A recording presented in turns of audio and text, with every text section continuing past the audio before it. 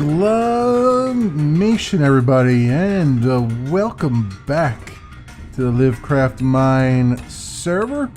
I had some things that I wanted to do. I know. What is this sign? Oh, that sign has been there forever, and I don't think I'm just noticing it again for the first time.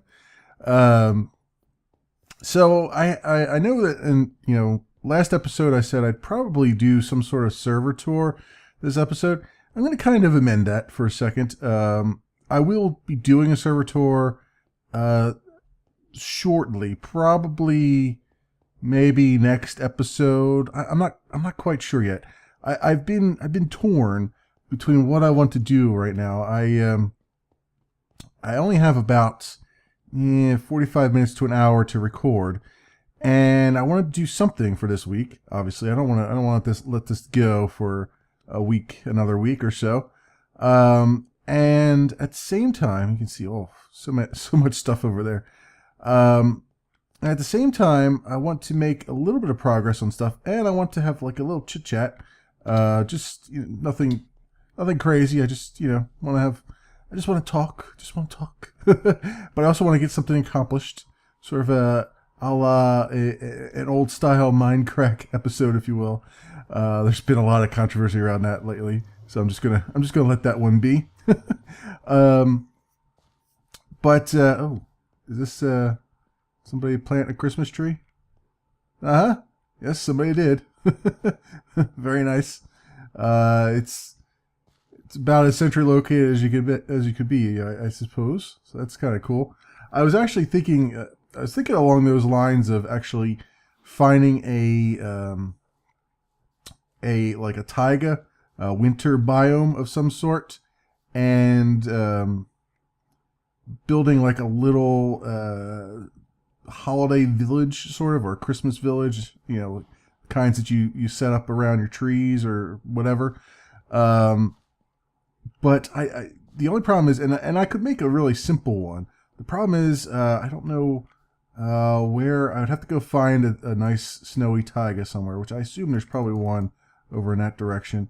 But also, I don't think I'll be able to finish it before Christmas. That's the only other problem.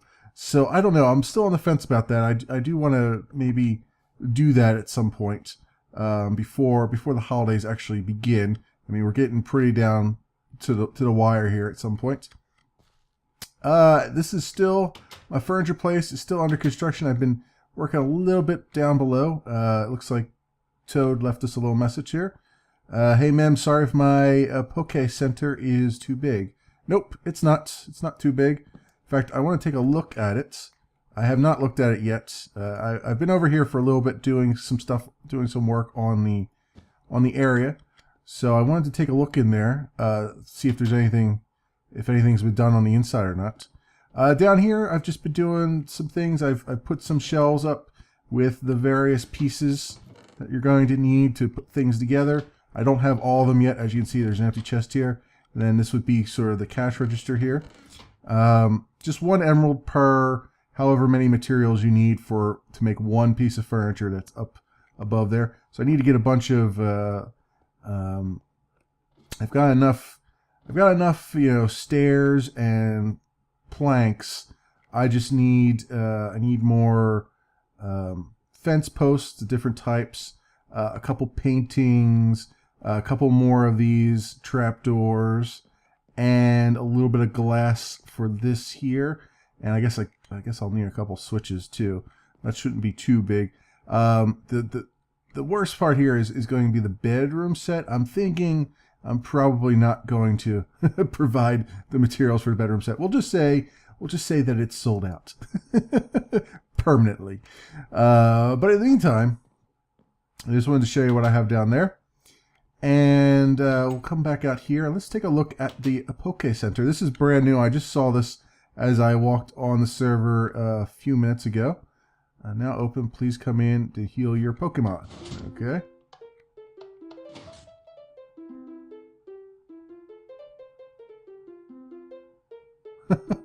Very good. Is that Oh, no, okay. Oh, one last note there. I don't know if you guys heard the note blocks going off, but that was rather fantastic. I saw some note blocks out the back, so I was wondering when that would trigger. So we got all kinds of stuff. What's Pokeballs, snowballs, nice. I am actually not very familiar with Pokemon. I sort of am, and mostly am not. I've seen some series on it, like the what is it, Minecraft, Pixelmon. I've seen some Pixelmon series on stuff, but never actually played the game myself. It was as the song plays again, it was actually after my time, believe it or not. I was the so being a child of the 80s, I was the Teenage Mutant Ninja Turtle kid. And then right after that came the sort of early 90s Power Rangers stuff, which I was still young enough to appreciate for nefarious reasons. There were I'll admit I had a crush as a little kid, I wasn't really a little kid. Well, I guess 13, 14 years old. So I guess, yeah. I I admit I had a crush on a couple of the pink Power Rangers. So yeah, I watched it for all the wrong reasons back then in the day. But and then during the in space era, it was the yellow Power Ranger. So after that, I kind of stopped watching. After they did the space ones, what was it? Power Rangers in Space and Power Rangers Lost Galaxy. And then after that, I lost any little interest I had in it. You grow out of things after a while. I haven't done anything down here yet. I haven't really done anything in here yet. I need to get all the furniture and stuff in. That's still going to take me some time. I need to get the ceiling looking the way I want it to look. I think I'm going to bite the bullet and actually move these up the one block, and I will probably put glowstone in here, which will then act as also the lighting system inside. So it'll probably serve dual purposes of lighting the roof and this. And you know what? If stuff spawns up there, they can't get off there anyway, because of how I have the edge of the ceiling set up. So this is coming along. This is almost. I got to figure out what I'm going to do with this stripe over here, because on both sides I want the stripe because I want it to look like a holdover from the from the 70s when recreation centers were the bee's knees, right? So I want a stripe here, and I want it to be like the 3 stripe, right? It's just I don't know how to make it look quite right. I might have to just go straight diagonal on it with maybe a little tail here instead of doing the long tail. But I am going to fix that. It does look rather terrible. I admit it looks rather terrible, and it was a bad idea. But I have to. I feel like I can probably fix that, given the time to do so. Which hopefully I'll start having some time now. At the end of this week, I'll probably be doing a live stream on here on Friday, and it'll probably be a longer one because I'm off, so I can actually probably spend some more time during the day doing it. But yeah, a lot of this stuff in and around spawn here, I'll probably be doing in a live stream, finishing that up, and various other things. Oh, actually, you know what? Let's just take a walk. I'm in the walking mood rather than going through the nether. Not that it's a burden, but it's just nice. It's nice every once in a while to just go out and kill a few zombies on your way back to your base, that kind of thing. So I'm just going to do some relatively menial things as far as building today. I really just wanted to get on and I just wanted to chit chat. That's all. Sometimes it's all I really want to do and Minecraft is a good forum to do it in. There's other games like this. There's sandbox games that don't have that have only the story that you bring with you. that also serve as good forums for just, just relaxing, and you're not under too much pressure. You can just kind of do what you want to do and get some good discussions in. There is apparently some torches up there. I wonder if I put those torches up there or if somebody else did. I'm guessing I put them up there. Unless somebody's been scouting. Oh, it's around that cave there. I'm kind of curious because I don't remember if I've put torches up here or if it was someone else. I mean, they're random enough that it was probably me just, doing what I do. But let's... that and leaving workbenches all over the place are the two things that I tend to do. I keep looking around at all these areas that I've done building in, and I'm just just workbenches everywhere, just constantly. So I've been starting to clean some of them up. Did I go through this cave? Oh yeah, I did. Yeah, I remember this. I remember going through this cave, and I just looked that up, and then I guess I just had some extra torches, so I just threw them out here. Yeah, that's pretty much what I did. That is me right there. That's my signature. Random torches, random workbenches. That is what I do. Got a lot of random mobs as well. Here. Let's just run by them because I don't really feel like dealing with them. My sword is almost my iron sword here is almost done for, and I'm trying to preserve as much as I can because I still don't have the Ender farm fixed up yet, so I can't really use that for grinding out the levels. But yeah, what I'm going to do, let's make it daytime here. I'm going to start working on, and as you saw in the sped up video there, I started to fill in the river, the man-made river that I'm going to make. And in addition to that, I'm just in that mood to build a bridge. I just feel like building a bridge for some reason, and just chatting. So let's get this stuff. Let's get the time reset. Do I have any? I have some stuff on me. Okay, cool. Let us reset the world time here so we don't get too much rain and everything else going on. All right, good. Come on over here. You'll see that I've laid out where the wall would continue from over there. We've got the wall over there. It would continue down here and through and across that mountain as well. Oh, we got a creeper here, huh? You of all the places you picked, you went right there, huh? All right. Let's just grab this. I needed some dirt anyway, so this helps out a bit.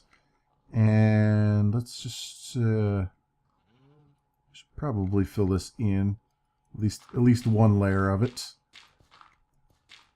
and we'll worry about the spawning of things later. And actually, I used up all the all the dirt I had there, so I didn't really get anything out of that, did I?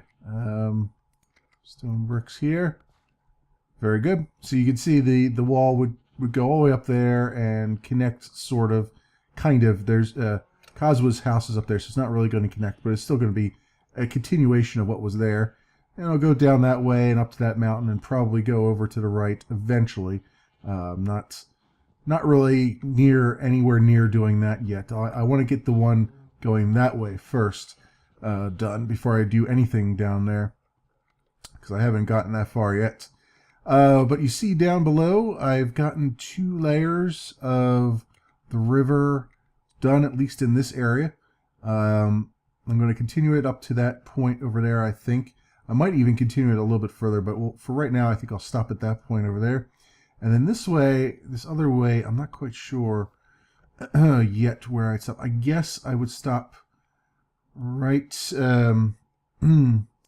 right over there, maybe, where that creeper is, sort of, down below from him. So that's probably where I'll end up there. And then over here, I hope my voice holds up for this. It's been kind of rough the last couple of recording sessions I've done. I don't know why. I'm not coming down with anything. I don't feel bad or anything like that. It's just my voice has been a bit rough for some reason. I think it's just the dry air or something. But over here, I'm thinking of just chopping off the top of this mountain and making it level that way. And then up there, and the whole impetus for doing this is that I want to get this wall up at some point, and also I really want to get those floating pathways sort of connected up. They're very lonely and don't quite know where they're going yet. And I want to sort of connect all these things up here at some point, and that one looks like it'll probably connect up nicely with this bridge at some point. I don't know when, but at some point it looks like it might be able to, and then I just have to, do the pillars and stuff. But in the meantime, let's just get the very basics of this bridge down. So I've got a bunch of cobblestone slabs. Excuse me. And I want to just put the basic layer down here. Now I think what I'm going to do is, I think this will just sit up one. So I think I'm going to have it where we've got the stone bricks up here like this. All right. And then, and I can just continue this on over. And we'll just chat while we do this, while we do the menial things that you would normally do off camera. So I've been kind of trying to figure out. I'm feeling like I'm in a little bit of a, I guess, a funk. I'm a bit of a sci-fi fan. I'm not a huge sci-fi nerd. I like sci-fi, but I'm not like the type of person that would say go to a convention and be all dressed up and stuff like that. That's just not me. But I do like science fiction, and I like a lot of science fiction shows. And I've been feeling like I'm in kind of a sci-fi funk, if you will. You know what? This is not going to stop things from spawning. I really want to stop things from spawning here. So let's do this, and then we'll come up one more, I guess, so that it is proper. There we go. And we'll just get rid of this one. So yeah, I've been feeling like there's just a lack of science fiction shows that I really want to watch. It's been ages and ages since I've actually sat down and watched network television and tried to, sit down and actually made time to go watch TV and watch some series going on. And, I've been watching things on Netflix. I've been watching, I think the only thing I've really watched on any kind of network TV has been Doctor Who, because I can't get the latest season on Netflix just yet. And maybe that's changed by now, I don't know, but last time I checked I couldn't. The only problem with Doctor Who, and this is, I'm about to engage in the worst kind of sacrilege here for those who are likewise minded as far as sci-fi goes. The biggest problem I've had with Doctor Who is that I know that it's a children's, it's supposed to be a children's, show, television show, but the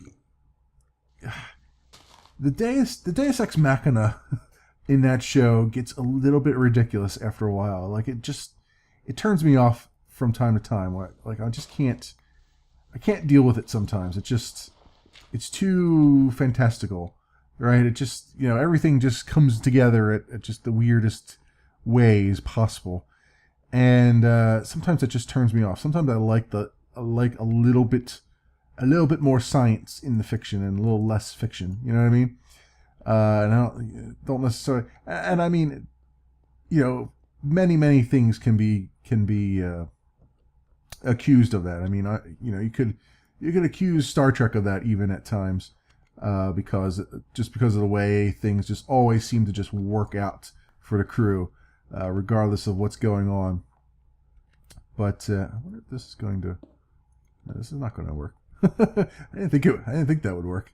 I don't know why. I don't know why I don't know how this game works by now, but that's that's a thing apparently. So yeah, I've been really, yeah, we gotta do something about all this. This is not going to work out this way. So I've been realizing, and you know, I've been in kind of a funk, and I couldn't quite figure out why it was. You know, like you know, everything's kind of, you know, there's nothing really driving my passions as far as sci-fi goes anymore. And it took actually a tweet from Zisto last week, I believe it was, that actually got me thinking more about it and realizing that I'm reacting to, I think, a lack of Star Trek or something very similar to Star Trek. Namely that, you know, I found myself last night while I was waiting for some videos to render. I found myself watching a bunch of, what do I want here? I want I think I want stone. No, I don't want stone. I want yeah, maybe I do want stone bricks, I guess. Okay. Yeah, I found myself watching a lot of the fan fiction that's out there, like just going on YouTube and just trolling around for any like fan fiction sites, or not sites, but videos that have been made. And it helps that I've watched a bunch in the past, so YouTube, like every once in a while, just suggests a few. And I rewatched the Prelude, the Star Trek Axanar Prelude, which for fan film is fantastic. I mean, it's just, where am I going? I gotta go this way. You know, the way they're doing the Prelude, they've gotten a bunch of like actors from Star Trek and other sci-fi things to come on and play roles in it. And it's, you know, they structured the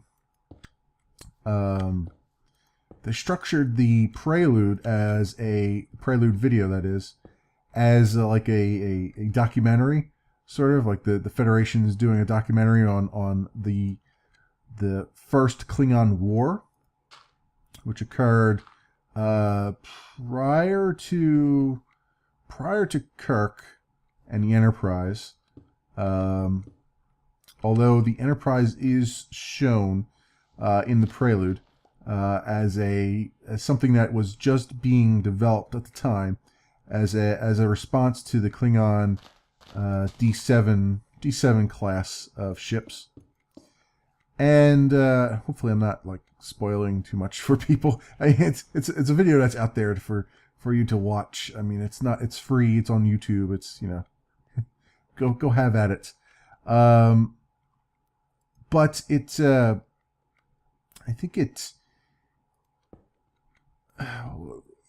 was really, really well done as far as just being simple, right? It's like I see a lot of very ambitious you know, fan made movies and stuff where they're trying to just be everything to everyone. They're trying to really hard to emulate high quality production things, and they come, you know, to their credit, a lot of them come very, very close, because CGI is very, very easy. Well, not easy, but it's very cost effective nowadays. You know, pretty much anybody can go and do some stuff in Blender and just make it look fantastic, and you know, just blow away anything that or not blow away, but be on par with anything that Hollywood does, even, because a lot of them are using a lot of the same programs that Hollywood producers would use, or studios would use. But you know, and I was looking at, you know, I was watching Axanar again. It was like the 20th time I've watched it, and it's really, really fantastic. I really like that there's some out there that just go very simple. It's like, hey, you know what?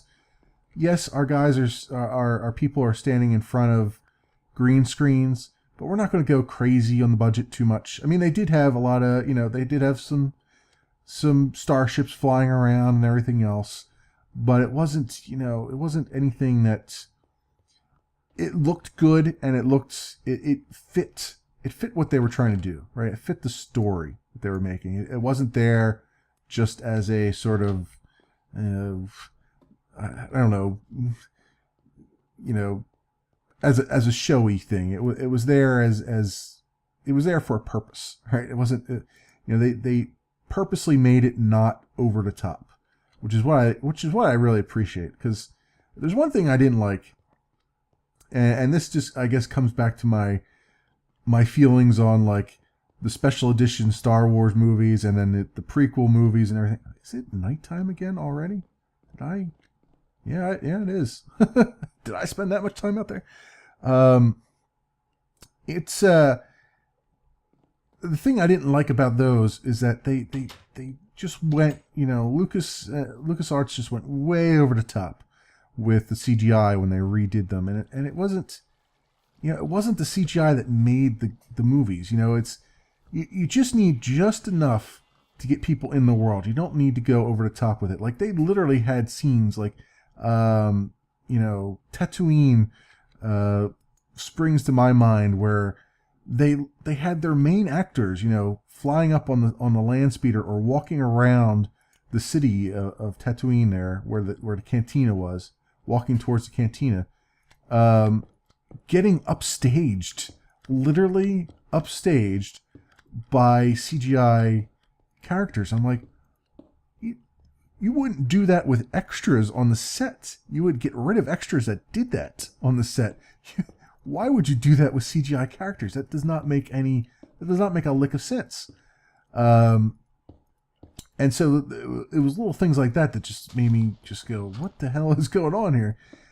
So I'm not like a huge fan of these big showy displays. Like, the CGI should be there to complement what's going on as far as your actors go. Now, I understand that these are fan films, and a lot of times it's just the fans themselves who are not trained actors just doing their thing. There's only so much you can squeeze out of an untrained person, and that's understandable to me. It's just when you go too over the top with it, is when you try to compensate for that by having these ridiculous CGI effects that you just learned how to do, right? It's just it sort of ruins it a little bit for me. And thankfully, that's not the case with the Axanar stuff. That's what I sort of appreciate the most. And there's a lot of other fan films out there that do it well. They do it right, in my humble opinion. So that was unintentional, and yet I'm sort of getting an idea here. It was completely unintentional, but I'm getting an idea. I'm wondering if I should do that every so often. Let me put all the steps down first, and then we'll see if we can twist a few to our bidding here. Here we go. Here's some more stone bricks. I'm going to need a hell of a lot more materials than what I brought with me. So, and all that sort of, so way off on how I ever got onto this subject. But Zisto had tweeted out, he's another big YouTuber, I'm sure most people know, and I watch him, a subscriber to him. But he tweeted out asking a question like, hey, I've heard that Babylon 5, which is another old sci-fi TV show, it was out around the time of Deep Space Nine. And in fact, there was a lot of controversy between that and Deep Space Nine, because there was a lot of accusations that Deep Space Nine, the concept came, from scripts that Straczynski had made. I got scared by the workbench for a second there. That Straczynski had made to Paramount, and that they decided to then make it a Star Trek thing based on it. But the reality of the situation was they were two separate. Even though they both took place on a space station, they were very, very separate characters, very, very separate universes, separate stories. There was very little actual overlap. The only obvious overlap that I could draw between them, besides them obviously being space stations, is they both ended up dealing with wars. Right? For Deep Space Nine, it was the Dominion War. For Babylon 5, it was the Shadow War. And I hope I haven't spoiled anything for anybody. That was the other thing. Like Zisto tweets out like, "Hey, I've heard Babylon 5 is good, but I'm struggling trying to get through season 1. Does it ever get any better?" And ordinarily, I would not tweet back to somebody who hadn't tweeted to me first, particularly a larger YouTuber like that, because I always get that notion in my head that like, hey, even though he tweeted this out 4 minutes ago, he's probably already got 600 replies to it, because there's just people that are just there, just waiting with bated breath for tweets to go out. So I always kind of feel a little bit guilty when I tweet back, because I'm like, I'm probably saying the same thing he's heard about 300 times at this point. But I did anyway. I figured, what the hell, let's try it. And I told him, basically, from my memory, the 3rd and 4th seasons of Babylon 5 were the better ones. Season 1 was very slow. It had Sheridan, who they later replaced,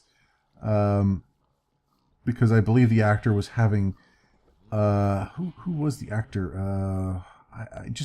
I had his name on the tip of my tongue a little bit ago, and I can't remember the guy's name now. But I do remember. What I remember is that he was struggling mightily with mental illness. The actor himself, and from what I understand, he was a very, very nice guy. He had a lot of demons, and I think he actually did eventually. Don't quote me on this, but I think he eventually did actually end up succumbing to that illness in the worst of ways. But I believe that he was struggling so much with it. Like, he had sort of, it was like a, I don't want to speculate, but I think it was like, if I remember correctly, it was some form of like paranoia that he had to deal with, or I can't even, what do they call it? Delusions, I guess. Yeah, something like that. And he struggled with it. He was able to fight it off most of the time. It's just it did eventually get the better of him, and I think he had to. I think the pressures of working on the show ended up making it where. Now, how many did I put in here? I have 1, 2, 3, 4, 5. 1, 2, 3, 4, 5. So right here, maybe. I think the pressures of working on the show eventually are what caused him to go, you know what? I can't do it anymore. So he left, and he was replaced with Bruce Boxleitner, who took on a completely different character. He was the character of Sheridan. 1, 2, 3, 4, 5. Okay, right here probably. Seems about right. They were both good captains in their own right, or commanders in their own right. I did like Sheridan a little bit better. I think he grew on me a lot more than the other character did. But so the first season really was setting up, here is Babylon 5, and here's the station, and here's how it relates to the world, and it was basically world building. And it got a little bit tiresome after a while, right? Because, it's a character-driven story. It's a character-driven world. But there wasn't a whole lot of... There was meat to it, but it was not really... There were more Ferengi episodes in it. Even though there are no Ferengi in the Babylon 5 universe, there were more Ferengi episodes in it than there were decent episodes, at least in the first series, in the first season, I mean.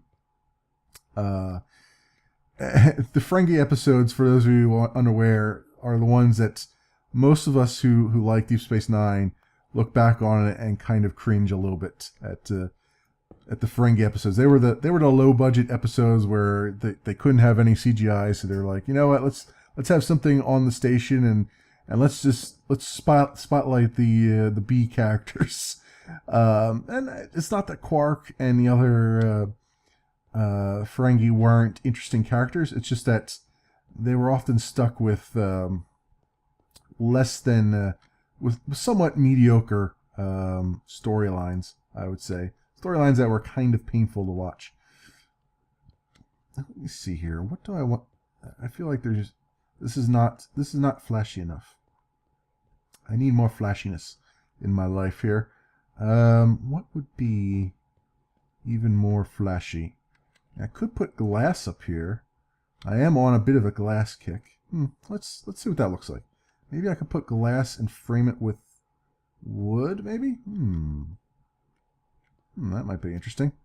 All right. Let's do that. So, yeah, first season was kind of setting it up. Second season, they had this, since they changed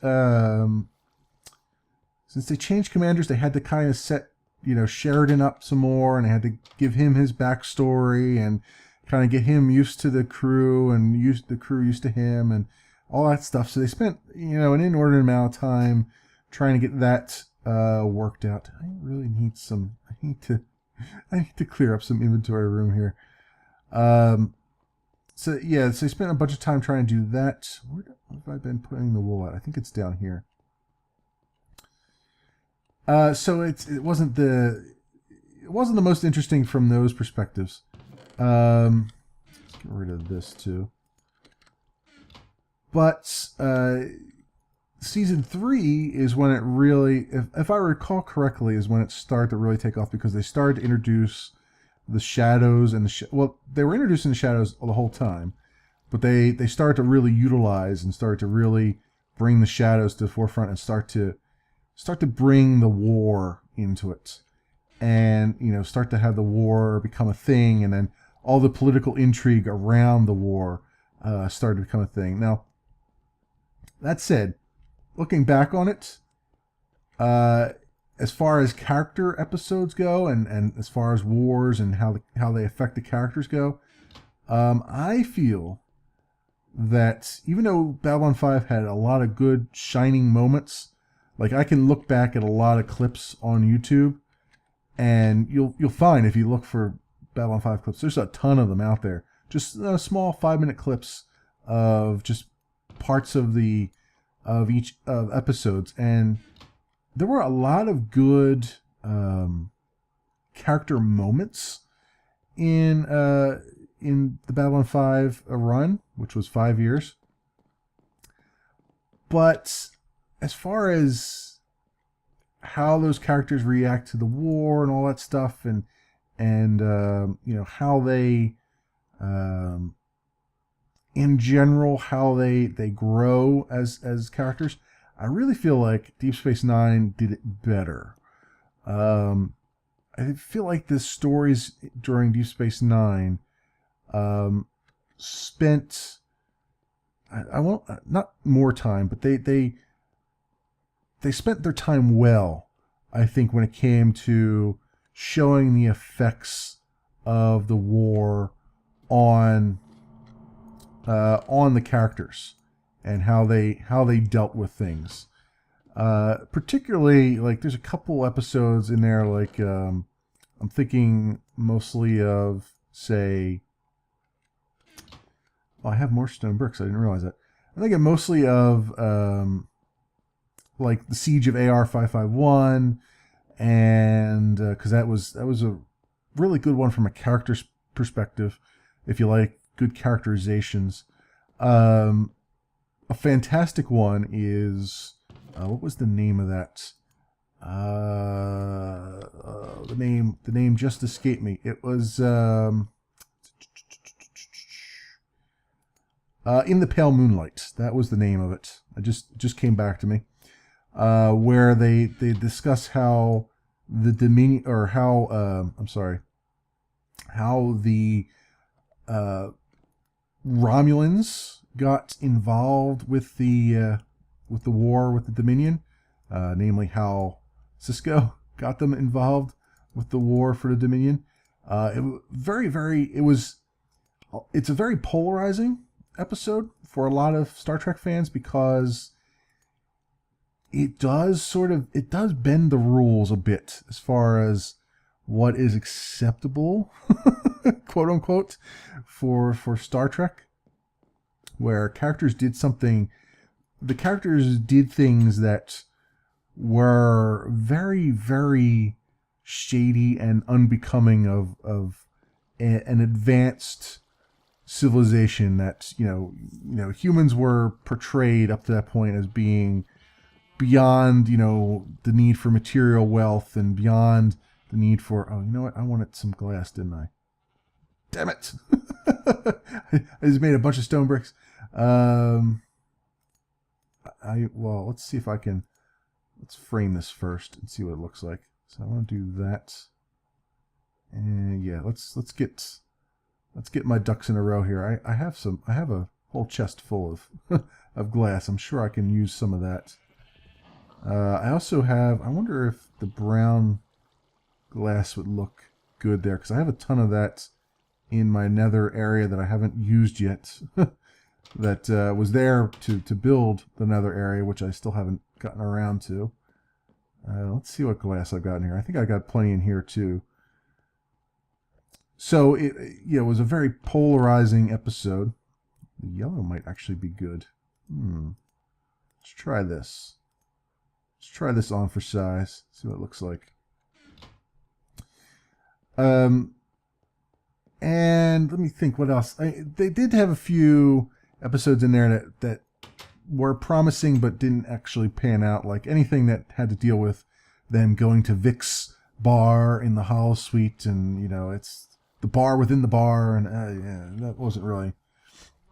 They were trying to introduce the counselor, I guess, role again, because they realized that they were sorely missing one, and they really needed it for a lot of the stories that they were telling.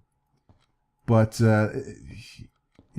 he never really, in my opinion, never really panned out as well as I think they wanted him to. Not to say that he was a bad character. It's just it didn't really. It wasn't the thing that I don't remember those episodes very fondly. Let's put it that way. And, oops, that's not the way to do that. And I could have used my silk touch on that, but I decided not to. Actually, these don't have to be here. I forgot. I need to put some wood here. Do that. And we'll take this one back as well. So yeah, wow, I got off on a weird tangent there. I was talking about Babylon 5. And I was saying, season 3 and 4 is when the war really took off. And you start to see more of the character pieces and a lot of those arcs going on. A lot of the political intrigue as well, with the, how the war affected people at home. I'm trying not to give any spoilers out, but I sort of am giving spoilers, but at the same time I'm trying not to be too spoilerish, because there might be a select few sci-fiers out there that want to actually watch it. Yeah, all in all, I think those were the better ones. the fifth season. So the third and fourth season dealt with the war, and then the fifth season dealt with the aftermath of the war, and that wasn't quite as good. There was another introduction of yet another commander for Babylon 5, and it felt like they had run out of really ideas as to what they were going to do. There was some good, powerful pieces of writing in there. I'm thinking about particularly when the scene when Sheridan is older and has to eventually pass beyond the Great Barrier because of events, and he has to say goodbye to his wife, and that was the actors themselves said that they had a hard time doing that scene because it was very, very emotional. It was quite fantastic. There were very good, fantastic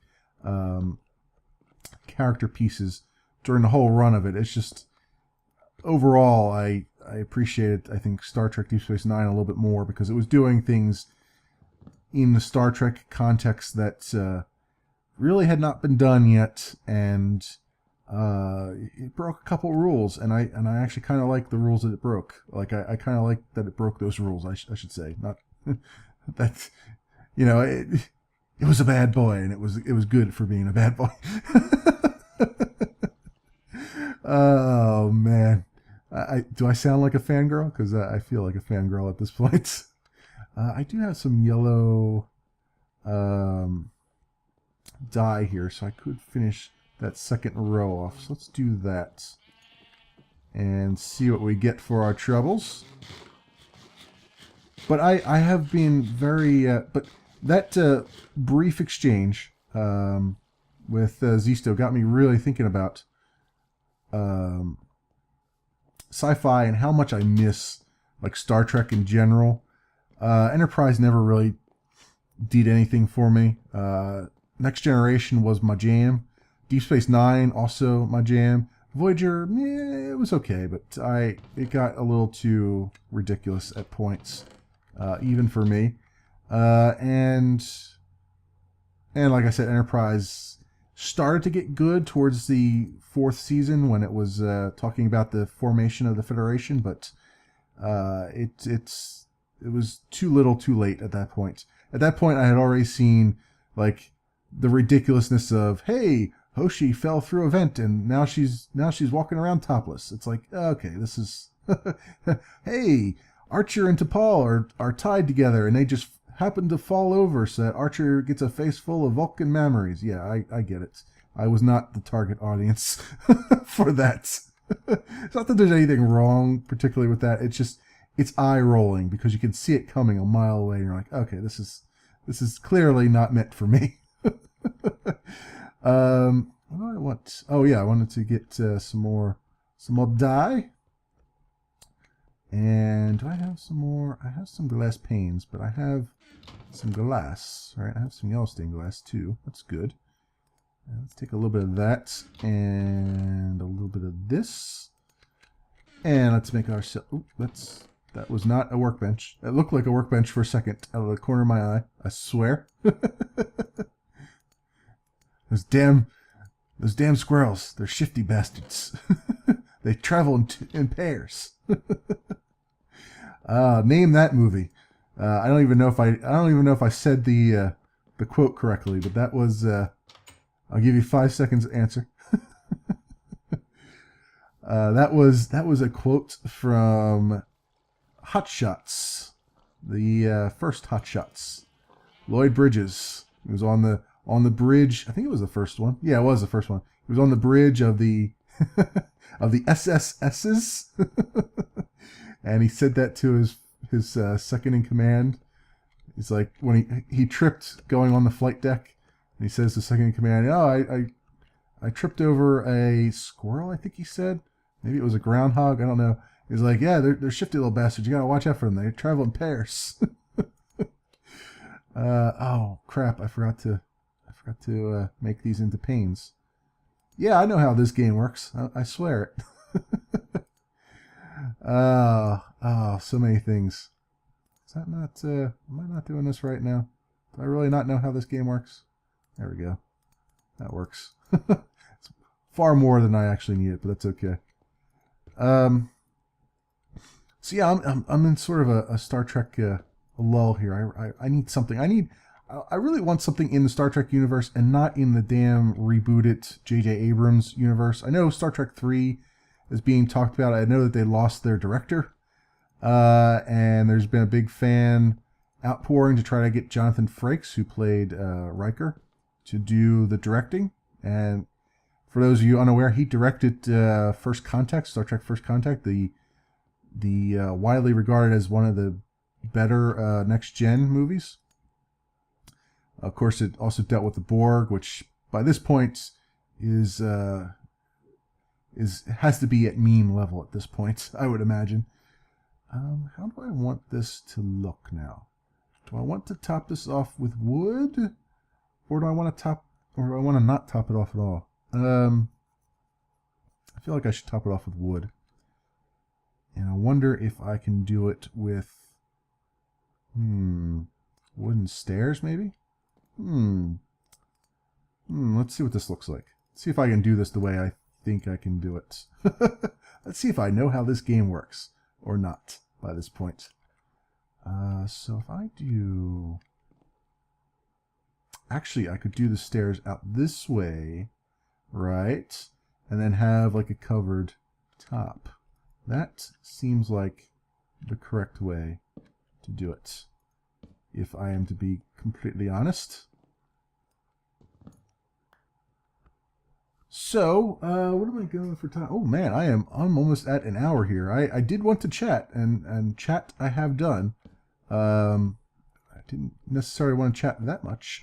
I did want this to be a regular, like a non-ridiculously length episode, although I guess there is a lot going on. I've been seeing, I do follow like the Minecraft guys and the Reddit and all that stuff as far as Minecraft goes. And I know they've been complaining to high heavens for a while about the lack of vanilla Minecraft episodes that have been coming out from the folks on the server. And to be honest, I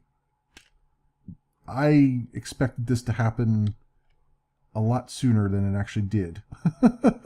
So I'm actually surprised at how long they've gone. See, that's I knew that was going to happen. I'm surprised at how long they've been able to go without been able to keep up their series, and still a lot of them still are. Oh man, we got every zombie in the game here looking for some action. How do you like the bridge, guys? You like it? They are two potential villagers too. That's like a unicorn. It's like running across the Minecraft unicorn right there. And I do have the golden apples, but I don't have the means to get them herded in there fast enough. I don't have the weakness potion, unfortunately. So they're just gonna have to die when the sun comes up, I guess. That's rather a shame. I mean, I could put them in a box, I guess, but I have a feeling they're going to despawn rather quickly. So there's probably little to no reason to do that. And that stair step is going to be gone forever, probably. Yeah, you know what? Let's just take care of these guys. I'm sorry, guys. You're gonna have to die. It just has to be. There we go. I would like to get some. I should probably embed some glowstone along here somewhere, or well, actually, I'll probably have it up on the roof, I guess. Man, these guys are just spawning all over the place, aren't they? Ooh, no, none of you. I want none of you. None of what you're trying to sell me. None of it. Let's put some torches down since we're spawning everything and the grandmother up here. Oh, there's a spider. All right. I think this is my cue to go and reset the time, and I think it's also my cue to probably end the episode. I could talk some more about sci-fi stuff. I could talk for quite some time about sci-fi stuff and what I'd like to see, particularly with Star Trek. And I wanted to talk about, like, my ideas, my thoughts of what could be a good Star Trek series if they would reboot it, or not reboot it, but if they would make another series that takes place right after Deep Space Nine, but stays in the Alpha Quadrant. I think that would be an awesome thing. There are some that say, hey, no, you know what? Fast forward to year 3100 or something like that, and have some stuff go on there. And I'm like, yeah, I can see where you're coming from, because you want there to be more fantastical things. You don't want it to be the same old stuff. But I feel like we're getting to the level of like the original series was when it first came out, which is just way over the top stuff that, you know, as much as I